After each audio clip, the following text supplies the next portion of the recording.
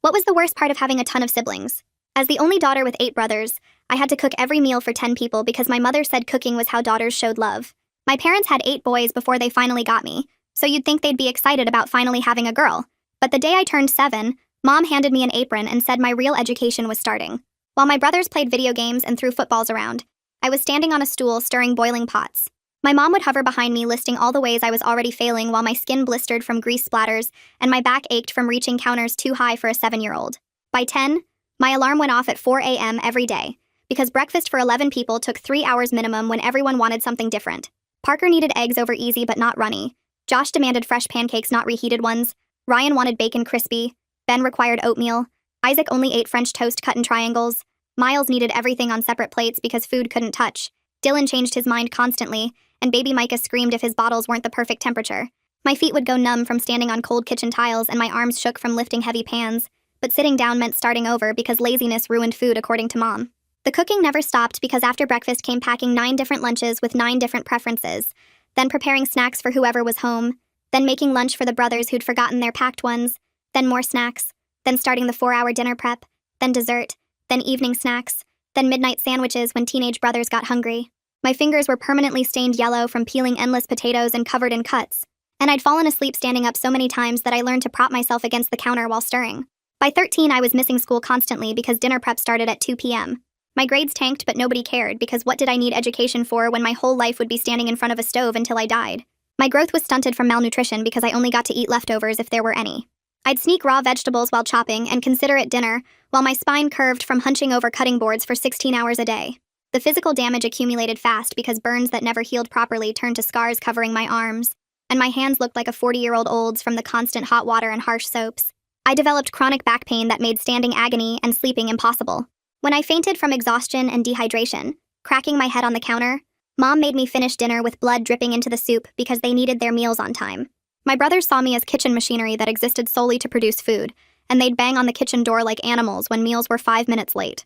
Josh once grabbed my burnt hand and squeezed until I screamed because his steak was overcooked, and Ryan threw a plate at my head when I forgot his extra butter, leaving a scar above my eyebrow. They'd eat directly from pots while I was still cooking, burning my arms with their reaching, and not one of them ever said thank you or offered to help or even acknowledged I was human. At 17, I discovered I'd developed arthritis in my hands from the constant chopping and stirring, and the doctor said I'd need surgery eventually, but my parents refused because who would cook during my recovery? That night, I decided I was done destroying my body for people who saw me as nothing but a food dispenser, so I applied to colleges across the country for anything that would get me away from kitchens forever. When my acceptance letter came for an engineering program with a full scholarship, I thought I'd finally found my escape. I kept the letter hidden and planned my departure carefully, saving tiny amounts from grocery money and hiding them in a tampon box because my brothers would never look there. The night before I planned to leave, I drugged their food with sleeping pills so they'd pass out and I could escape while they slept. But Mom caught me packing and screamed for Dad. They dragged me to the kitchen and Dad held up my acceptance letter while Mom pulled out scissors and cut it into confetti, letting the pieces fall onto the floor I'd mopped 1,000 times. "You think you're leaving?" Dad asked while my brothers stumbled in, groggy but awake enough to watch. "Check your bank account, your ID, your credit cards, because we canceled everything the day you were born knowing this moment would come." I pulled out my phone with shaking hands and found exactly what they'd said because everything was gone. Every account closed, every document reported stolen, every trace of my legal existence erased. Mom smiled while explaining they'd never registered my birth certificate properly, keeping me off the grid so I could never leave because how do you run when you don't technically exist? "You have no identity outside this kitchen," she said, pointing at the sink full of dishes.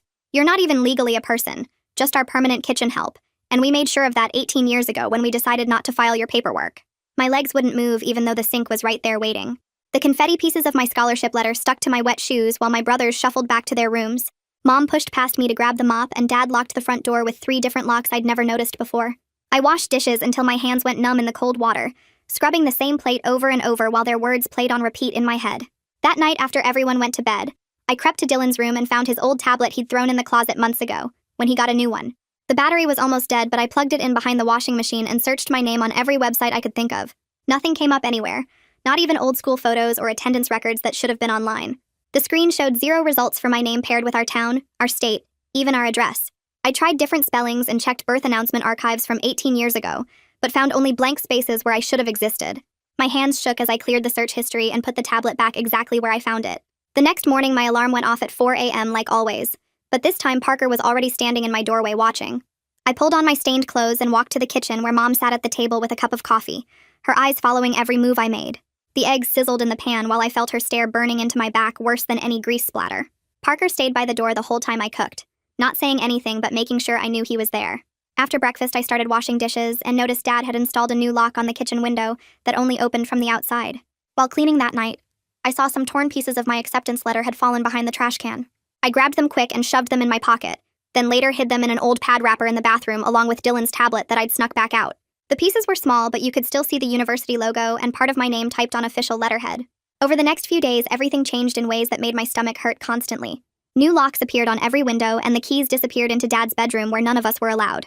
Josh started sitting at the kitchen table doing homework while I cooked lunch, and Ryan took over the dinner shift, both of them watching me like guards. The car keys that used to hang by the door were gone, and I heard Dad tell Mom he'd hidden them in his gun safe. When grocery day came, I tried to take extra time comparing prices on pasta, reading every label twice and checking expiration dates.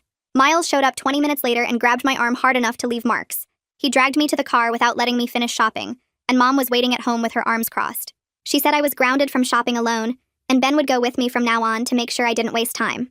The next week at the store with Ben breathing down my neck, I went to the bathroom and saw a poster about domestic violence with a hotline number at the bottom. I stared at those 10 digits until they burned into my brain, then spent the rest of the day repeating them while chopping onions and peeling potatoes. That night during dinner cleanup, I waited until everyone was watching TV loud enough to cover any noise. I grabbed Dad's phone from where he'd left it charging and locked myself in the bathroom with the water running full blast. My fingers shook as I dialed the number, and a woman answered on the second ring with a calm voice that made me want to cry. I whispered as fast as I could about being trapped with no identity documents, and she told me to find a trusted adult at the school or go to a medical professional. When I explained I wasn't allowed to go anywhere alone anymore and hadn't been to the school in days, she went quiet for a moment, then asked if I could get to a hospital.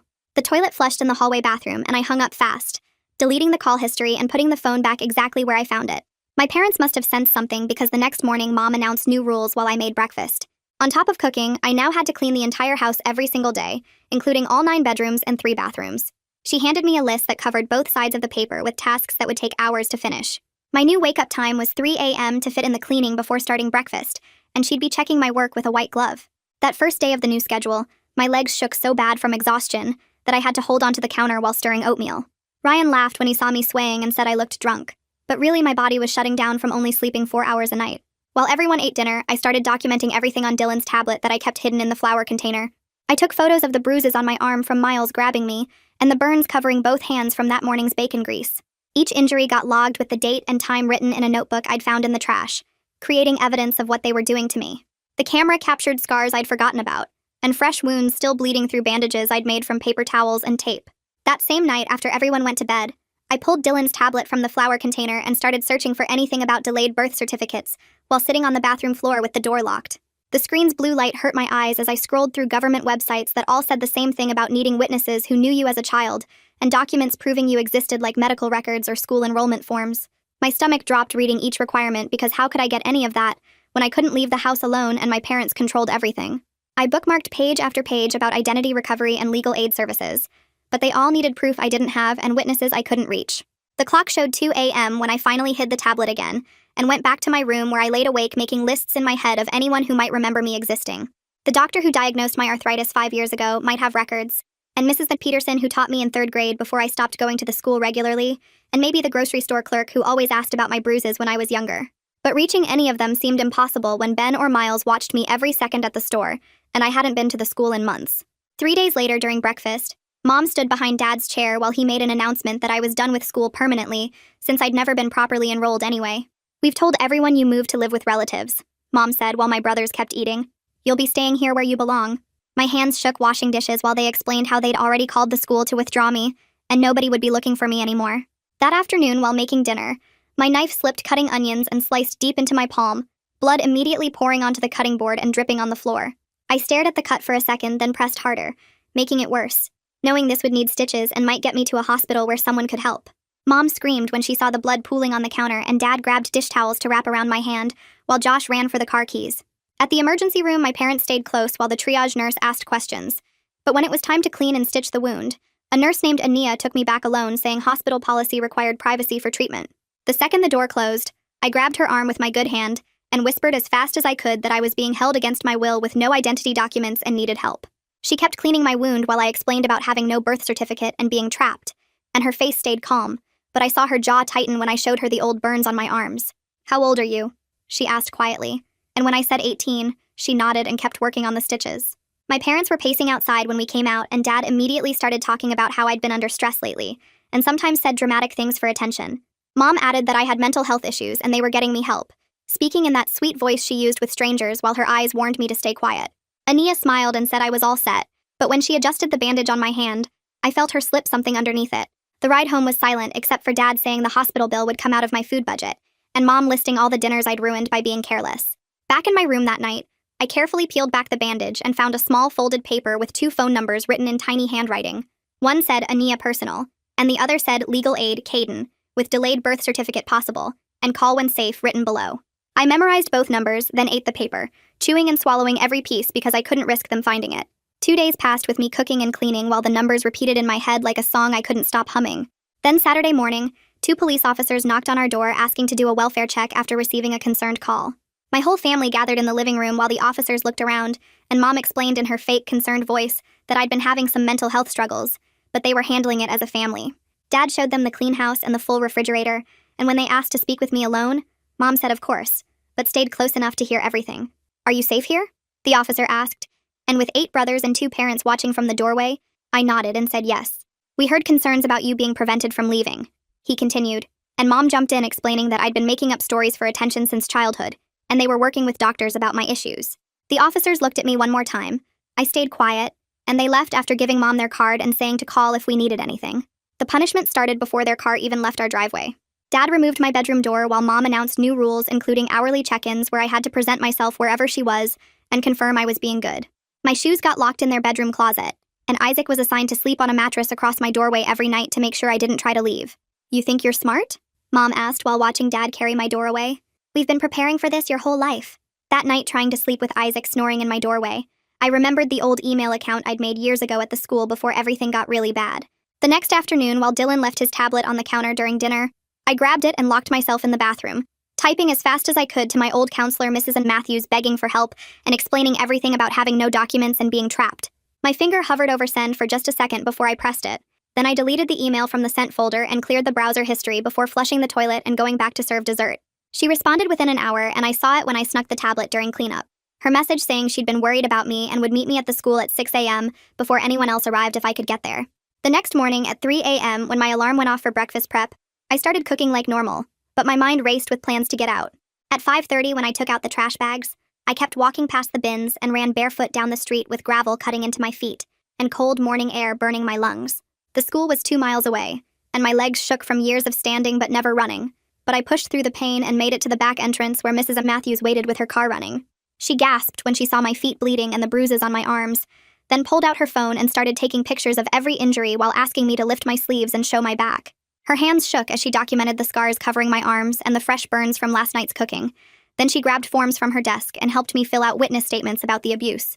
She promised she'd file reports with child services and the police and anyone else who would listen. Then she made a call to someone named Caden Gonzalez, who worked at the legal aid office downtown. Caden answered even though it was barely 6 a.m., and Mrs. Matthews put him on speaker while explaining my situation with no birth certificate or legal identity. He said proving my existence was possible but would need affidavits from people who knew me over the years, medical records showing treatment, school records if any existed, and witnesses who could verify my age and identity. He started a file right there on the phone and said we needed evidence of continuous presence in the community, like the grocery store workers who'd seen me shopping for years, or the doctor who treated my arthritis. Mrs. Matthews drove me back toward home but stopped a block away so I could sneak back before anyone noticed, and I slipped through the back door at 6:45 to find Mom standing in the kitchen with her arms crossed. Breakfast was late because I'd been gone, and now Parker and Josh were hungry and angry, banging on the table demanding food while Mom grabbed my wrist hard enough to leave marks. Dad came in and announced new rules starting immediately with head counts every 2 hours, where I had to present myself wherever they were. Brothers stationed at all exits during cooking times. And Ryan would now sleep on a mattress outside my doorless room every night. They'd noticed the missing tablet too, and Dylan had to guard his devices now. But I'd already memorized Caden's number and the hotline number and Mrs. Matthews' email. 3 days later, while I was peeling potatoes, the house phone rang and Mom answered, then handed it to me with suspicious eyes watching. Caden was calling through Mrs. Matthews' phone to explain the delayed birth certificate process, speaking quickly while I pretended it was a wrong number. He said we needed 2 witnesses who knew me as a child, and proof like medical records or school documents and the arthritis diagnosis from when I was 17 could be key if we could get those records from the clinic. Mom snatched the phone away and hung up, but I'd heard enough to know there was hope if I could just gather evidence. That night, while cooking dinner with Isaac watching from the doorway, Mom started yelling about how I'd tried to abandon them and how ungrateful I was after everything they'd done for me. She went on and on about how she never filed my birth certificate because she knew I'd try to leave someday, saying it loud and clear while I stirred the soup. Dylan's tablet was charging on the counter and I reached over to adjust the pot, pressing record on the voice memo app while Mom continued her rant about keeping me off the grid on purpose. The audio captured everything, including her saying she decided 18 years ago not to file my paperwork so I could never escape, and I saved it to the cloud before deleting the local file. 2 nights later, I managed to call the hotline from the bathroom with water running to cover my voice, and they connected me with someone named Kaiden Gonzalez, who ran a local shelter for abuse victims.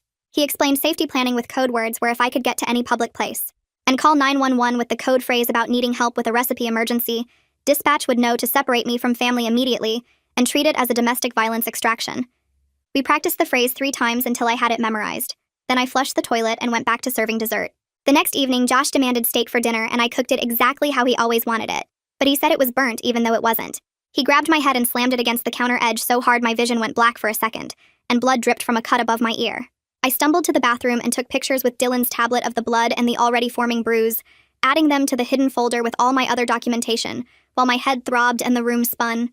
Mrs. Matthews had been coordinating with Kaiden about the extraction plan, and when I managed to email her about Josh's attack, she said they were ready whenever I could get access to a phone. The plan was simple, where I'd text or call with the code word, and police would respond for a welfare check, but this time I'd have visible injuries to show, and Mom's recorded admission to play. 3 more days passed with Ryan sleeping across my doorway, and brothers watching me constantly. But then during lunch prep, when everyone was distracted by a game on TV, I grabbed Dylan's tablet from the counter. My hands shook as I typed the code phrase to Mrs. Matthews while stirring pasta with my other hand, then deleted the message and kept cooking like nothing happened. 20 minutes later, a knock came at the door and Dad went to answer, coming back with 2 police officers who said they'd received a concerning call. One of them was named Leo Gonzalez, according to his badge, and he asked to speak with me privately, while the other officer kept my family in the living room. In the kitchen, I showed Leo the fresh bruises from Josh, the cut on my head, the burns on my arms, and then played Mom's recorded admission about never filing my birth certificate. His face went serious as he documented everything with his body camera and phone, then called for backup and an ambulance while my parents started screaming threats from the living room. The paramedics arrived and said I needed hospital evaluation for the head injury, and Leo explained that as an adult being held against my will, I was free to leave with them for medical treatment. My parents tried to block the door, but Leo stood between us while I walked out barefoot with nothing but the clothes I was wearing, leaving behind 18 years of imprisonment. At the hospital, a social worker named Brock Gonzalez met us in the emergency room and started intake paperwork for the shelter, while nurses documented my injuries and ran tests on my head. He explained that as an adult, even without proper documentation, I had rights and could choose where to live, and nobody could force me back to that kitchen ever again. The shelter van pulled up outside a plain brick building with small windows and a heavy metal door that buzzed when Kaiden pressed the intercom. He led me through narrow hallways that smelled like bleach and old carpet, to a tiny room with a single bed, a dresser with 3 drawers, and a lock on the inside of the door. My phone started buzzing nonstop with texts from every number my family had ever used, messages filling the screen faster than I could delete them. Parker called me ungrateful. Josh said he'd find me and drag me back. Ryan sent pictures of the dirty kitchen with threats about what would happen when I returned. Kaiden took the phone from my shaking hands and showed me how to screenshot everything for evidence before blocking each number one by one. He helped me change my email password, delete my social media accounts, and set up a new phone number that only the shelter staff would have. The other women in the common room watched me with tired eyes as Kaiden explained the rules posted on every wall. Lights out at 9, no visitors without approval, mandatory group meetings 3 times a week, chores assigned daily, no drugs or alcohol on the property. My hands shook as I signed the intake forms while other residents heated up canned soup in the shared kitchen that made my stomach turn. That first night, I locked my door and sat on the floor with my back against it for hours, jumping at every footstep in the hallway. Nobody banged on the door at 3 in the morning demanding breakfast. Nobody screamed about eggs being wrong. Nobody threw plates at my head. The silence felt wrong after 18 years of constant demands, and I stayed awake watching the lock, waiting for someone to break it down. Morning came with Kaiden arriving to start the legal paperwork, spreading forms across the shelter's conference room table. He explained we needed to file for an emergency protective order first, then start the delayed birth certificate petition that would take months. The protective order required listing specific incidents, so I wrote about Josh squeezing my burned hand, Ryan throwing the plate, the head injury from 3 days ago. Kaiden said we needed witness statements, so he called Ania at the hospital, who agreed to provide documentation immediately. She faxed over 3 years of emergency room visits with detailed injury reports, photos of burns and bruises, notes about malnutrition and exhaustion. The counselor from the school drove to the shelter with a box of whatever records she could find from when I'd attended sporadically. Attendance sheets from elementary school showed my name, old report cards with teacher comments about me falling asleep in class, vaccination records from the school nurse. Every piece of paper helped prove I existed, even though my parents never filed the birth certificate properly. My family started posting on social media that I was missing and mentally unstable, sharing old photos with captions about their poor sick daughter who needed help. Josh found the shelter's public email and sent messages saying he knew where I was hiding and would come get me soon. Caden printed every threat, saved every screenshot, documented the times and dates in a log he kept locked in his office. 3 days later, Josh's truck appeared in the shelter parking lot, driving slowly past the windows over and over again. The other residents recognized the hunting behavior and pulled me away from the windows while Caden called the police. Josh drove off before they arrived but came back the next morning, then again that afternoon, circling like a shark. Caden made phone calls all day until another shelter 40 minutes away agreed to take me immediately for safety reasons. I packed my 3 changes of clothes and toothbrush into a garbage bag, while the other women kept watch at the windows. The transfer happened at 2 in the morning with me lying flat in the back seat of an unmarked car, while we drove in circles to make sure nobody followed. The new shelter looked exactly like the first one with the same rules. Same bleach smell, same tired women in the common room. I tried to get a state ID the next week, taking 3 buses to reach the DMV with my folder of documents. The clerk looked at my papers and shook her head, saying I didn't have enough proof of identity without a birth certificate. Caden met me there and explained about a special process for homeless individuals using shelter verification letters and affidavits. We'd have to go through social services first, get a case number, then return with different forms that might work better. Meanwhile, the counselor kept digging through old school files and found more evidence in forgotten folders. She discovered vaccination records from when I was 6, a permission slip I'd signed for a field trip, standardized test scores with my name printed clearly. None of it was official proof of identity, but each piece helped build the case that I was a real person who'd lived in this town. The protective order hearing came 3 weeks later in a courtroom that smelled like wood polish and fear. My parents showed up in their church clothes looking respectable while I wore donated pants that were too short and a shirt with a small stain. Mom dabbed at her eyes with a tissue while Dad sat straight-backed and serious, the picture of concerned parents. I had to stand at the witness stand and describe the abuse while the judge wrote notes, and my parents' lawyer objected to everything. Judge Sterling asked specific questions about dates and times, making me repeat the worst moments in clinical detail. After 2 hours of testimony and reviewing Ania's medical documentation, he granted a temporary protective order for 90 days. He warned that without more evidence, a permanent order would be harder to obtain, and criminal charges were unlikely. My parents had to stay 500 feet away from me and couldn't contact me directly or through other people. Dad violated the order within a week by parking his truck across from the shelter's main entrance. I called 911 with shaking hands while watching him sit there for 3 hours, just staring at the building. Leo arrived to document the violation, taking photos of the truck and writing up a report about the distance measurements. Dad got a warning but no arrest because he claimed he didn't know that was the shelter and was just resting. The prosecutor said first violations rarely resulted in jail time unless there was direct contact or threats of violence. I learned that protection orders were just paper that couldn't actually stop someone determined to find me. 2 days after Dad's truck warning, Caden called me into his office at the legal aid building with a stack of papers thick as a phone book. He spread everything across his desk while explaining each form for the delayed birth certificate petition, pointing at boxes where Ania and the counselor had signed their affidavits, swearing they knew me and could verify my age. The court clerk stamped our filing that afternoon and handed back a yellow slip with a date circled in red pen 6 weeks away, which felt like years when you're trying to exist without legally existing.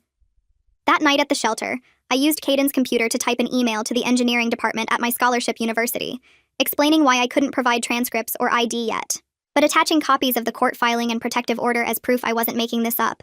Their response came 3 days later saying they'd hold my spot for 1 full year if I could provide legal identity documents by next August. And while it wasn't perfect, having that deadline gave me something to work toward instead of just floating in legal limbo. The shelter helped me apply for jobs since I needed money for when my time there ran out, and the first place that called was a diner downtown looking for kitchen help. I showed up for my shift wearing borrowed black pants and a shirt that smelled like bleach, but the second I stepped into that kitchen with its sizzling grills and shouting cooks and timers going off every 30 seconds, my whole body started shaking. The manager showed me how to work the fryer while orders piled up on the rail, and someone yelled about needing more bacon, and suddenly I was 7 years old again with Mom screaming about ruined eggs while my skin burned from grease. I tried pushing through for 20 minutes, but when the cook grabbed my wrist to show me proper plating technique, I yanked away so hard I knocked over a whole tray of prepped vegetables and ran out the back door crying and gasping for air. Caden found me sitting on the shelter steps 2 hours later, still shaking, and helped me understand this was trauma response, not weakness, suggesting we look for work that didn't involve kitchens. He drove me to a thrift store the next morning where the manager needed someone to sort donations in the back room, and folding clothes in a quiet space with nobody yelling felt like something I could actually handle, even if minimum wage meant saving would take forever. 3 days into sorting sweaters and hanging jackets, Caden called to warn me that my parents had hired their own lawyer, who'd sent a thick envelope of threats about defamation and false accusations, demanding I return home immediately or face legal consequences for damaging their reputation in the community. Caden typed his response on official legal aid letterhead stating I was his client and all communication should go through him, not directly to me, and seeing my name on real legal documents as someone worth protecting made my throat tight with relief. The shelter required all residents to attend weekly counseling sessions, so Wednesday afternoon I sat in a small office that smelled like vanilla candles. While a therapist explained complex PTSD and how years of trauma create physical responses in the brain that don't just disappear because you're safe now. She taught me breathing exercises to use when flashbacks hit, and grounding techniques like naming 5 things I could see, 4 I could touch, 3 I could hear, 2 I could smell, and 1 I could taste to pull myself back to the present instead of drowning in memories. Ryan must have gotten my shelter email somehow because messages started flooding in saying he knew where I was and would drag me home himself if I didn't come back voluntarily, describing in detail what would happen when he found me. I forwarded everything to the prosecutor's office, but they said threats had to be more specific and immediate to warrant charges, though I should keep documenting everything to establish a pattern of harassment for future legal action. Caden needed my medical records from the arthritis diagnosis to strengthen the birth certificate petition, but when he called the clinic, they wouldn't release anything without proper identification, creating another circular problem where I needed ID to get records that would help me get ID. He had to file formal legal requests with the court asking for special permission to access medical files for someone without documentation, which the clerk said would add at least 3 more weeks to the process. Every day felt like fighting through thick mud just to move forward an inch while my family kept trying to drag me backward. But I kept showing up at the thrift store and sorting donations because having somewhere to be that wasn't the shelter helped me feel less like a ghost. After 3 weeks of legal back and forth with the clinic, a manila envelope finally arrived at Caden's office containing 5 years of treatment records, showing arthritis diagnosis at 13, multiple visits for repetitive stress injuries, documented malnutrition, and notes about burns and cuts consistent with kitchen accidents. The dates matched perfectly with my story of when the cooking got worse, when I started missing school, when Mom refused to let me get surgery, creating a medical paper trail that proved I'd existed in this town all those years even without official identity. Using those records plus the shelter's verification letter and the counselor's affidavit, Caden drove me to City Hall where they had a special program for issuing municipal ID cards to homeless residents who couldn't get state identification. The clerk took my photo against a white wall and typed my information into her computer, while I watched my name appear on an official screen for the first time in my life, then handed me a plastic card with my picture. And the city seal that wasn't a driver's license but was the first real proof that I was actually a person who existed in the world. The next morning, Caden called me at the shelter to schedule an appointment with Social Security since getting the municipal ID was just the first step. He explained that Social Security would need all the same documents plus more forms, and we'd probably have to go back 3 or 4 times before they'd process anything. I met him at his office downtown where he had a thick folder with copies of everything we'd collected so far. We walked to the Social Security building 6 blocks away and took a number from the red dispenser by the door. The waiting room was packed with people holding folders just like mine, and the digital display showed we were number 247, while they were only on 189. 3 hours later, when they finally called our number, the clerk looked at our documents and shook her head. She handed us 4 more forms to fill out and said we needed additional proof of continuous residence, which meant getting utility bills or rental agreements from places I'd never officially lived. Caden stayed calm while explaining my situation, but the clerk just kept repeating that rules were rules, and we'd need to come back with everything completed. Walking back to his office, he told me this was normal, and we'd keep trying until something worked. That same week, the court sent a letter saying my delayed birth certificate petition required public notice in the local newspaper for 30 days. Anyone who wanted to object could file paperwork, and we'd have to wait the full month before moving forward. The notice cost $200 that the legal aid office covered, but it meant more waiting and more uncertainty about whether my parents would try to block it. Sure enough, 5 days after the notice appeared, their lawyer sent a message to Caden's office. My parents were offering to forgive everything and welcome me home if I dropped all the legal proceedings and stopped this nonsense. They'd even let me finish high school and get a job in town as long as I came back immediately, and apologized for the trouble I'd caused.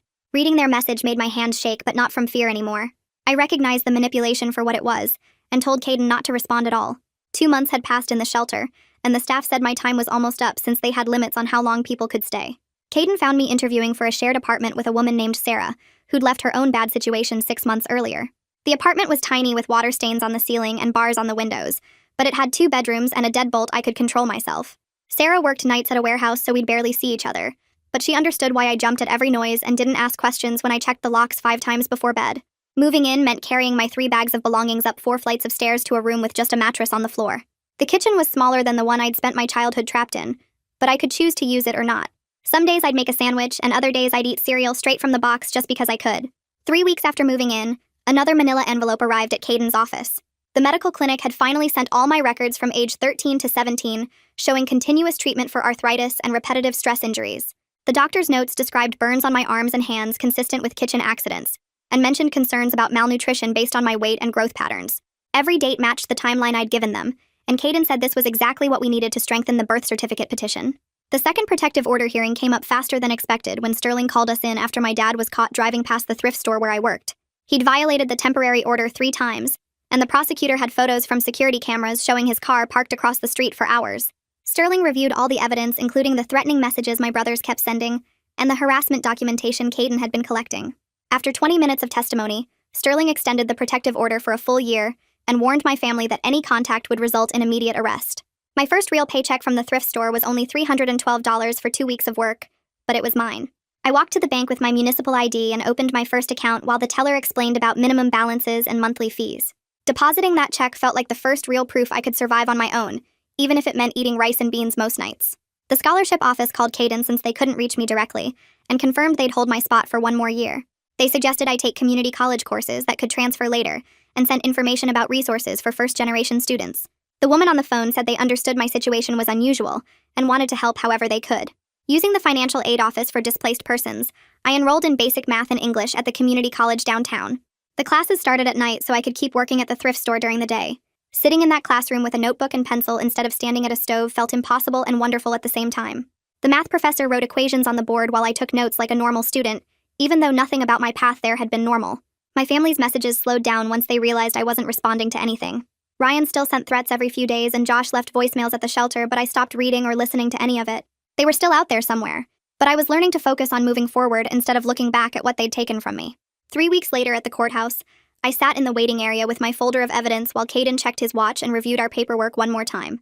Sterling Gonzalez called our case number, and we walked into the small hearing room where the court reporter was already typing, and the judge sat behind his tall desk shuffling through documents. I placed my folder on the table and pulled out each piece of evidence we'd collected over the past months. While Sterling examined the medical records from my arthritis diagnosis, the school vaccination forms the counselor had found, and the affidavits from Ania and the counselor stating they knew me and could verify my identity, Sterling asked me basic questions about my birth date and parents' names, while I answered clearly, and watched him write notes on his legal pad. After 40 minutes of reviewing everything, he signed the order granting my delayed birth certificate petition, and told me the official document would arrive in 4 to 6 weeks. I walked out of that courthouse knowing I'd soon be legally real for the first time in my life. The next morning, Caden picked me up early, and we drove to the DMV where I filled out the application for a state ID using the court order as proof of identity. The clerk took my photo and fingerprints while explaining the temporary paper ID would work until the plastic card arrived in 2 weeks. From there, we went straight to the Social Security office where the wait was 3 hours. But I didn't care because I was finally building my legal existence piece by piece. Caden helped me fill out the SS5 form and explained each section while I provided the court order and my new temporary ID as supporting documents. The clerk entered everything into their computer and gave me a receipt saying my Social Security card would arrive within 10 business days at the shelter address. 2 days later, I was shopping for groceries after my shift at the thrift store when I turned down the aisle with kitchen supplies and my whole body locked up. The wall of pots and pans and cooking utensils made my hands start shaking, and my breathing got shallow while memories of burning oil and 16-hour days flooded back. I pressed my back against the opposite shelf and used the grounding technique my therapist taught me, naming 5 things I could see, 4 I could touch, 3 I could hear, 2 I could smell, and 1 I could taste. My breathing slowed and I walked past the kitchen section without running, choosing recovery over the fear that wanted to control me. The counselor had texted asking to meet for coffee, so I showed up at the cafe near the school wearing my community college sweatshirt instead of the stained aprons she'd always seen me in. She stood up when she saw me, and her eyes got watery as she looked at my clean clothes and the textbooks I was carrying instead of burn cream and bandages. "You look so different," she said while we sat down with our drinks.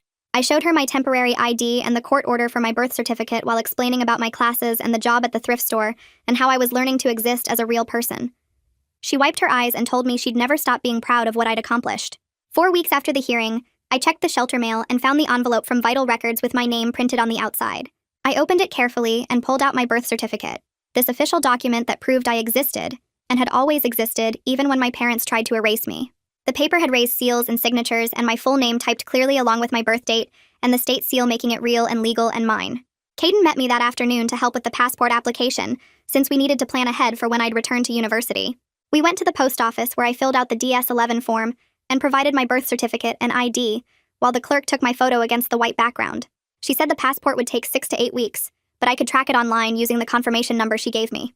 That weekend, I walked through the thrift store during my break and stopped at the kitchen supplies that people had donated. A small pot and a single pan sat on the shelf, both scratched but functional, and I picked them up for $3 total. Back at my shared apartment, I washed them carefully and put water in the pot to make pasta for the first time by choice instead of force. The pasta was just the cheap kind from the dollar store, but I added butter and salt the way I wanted, not the way someone demanded, and ate it sitting at my tiny table instead of standing at a counter. Making food because I was hungry instead of because I'd be beaten for not cooking felt like taking back something that had been stolen from me 18 years ago. I opened my laptop and typed an email to the scholarship committee confirming I would start in the fall semester with all my documentation complete and legal identity established. Within an hour, they replied with orientation materials, class registration information, and welcome messages from various departments that made me cry while reading them alone in my room. They'd attached forms for housing and meal plans and student health insurance, all these normal college things that would have been impossible 6 months ago when I didn't legally exist. 6 months ago, I was trapped in a kitchen with no identity, no documents, no proof I was even a person, just scars on my hands and burns up my arms and a curved spine from years of forced labor. Now I had a birth certificate and a state ID and a social security card and a bank account with my own money, and a job where nobody hit me, and classes where I learned things that had nothing to do with cooking, and an apartment where I controlled the locks, and a future that belonged to me, not them. That's the story and the takeaway. Hopefully there's something in there you can actually use. Subscribe so you're ready for the next one.